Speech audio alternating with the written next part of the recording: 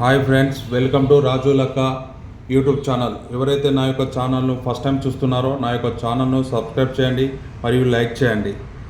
తెలంగాణ ప్రజలకు కాంగ్రెస్ ప్రభుత్వం ఒక గుడ్ న్యూస్ అయితే చెప్పింది.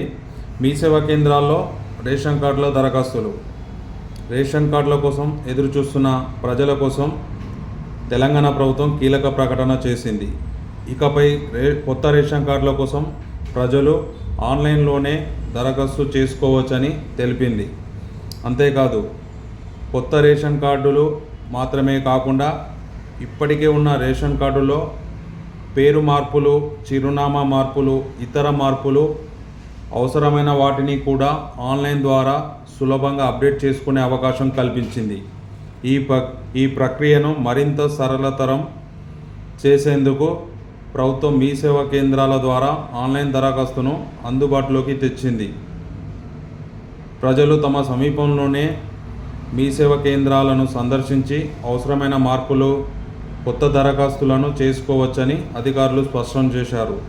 ఇదిలా ఉంటే కొత్త రేషన్ కార్డుల జారీ ఎప్పటికీ కొనసాగుతుందని, దీనికి ఓ నిర్దిష్టమైన గడువు లేదని తెలంగాణ ప్రభుత్వం స్పష్టంగా పేర్కొంది.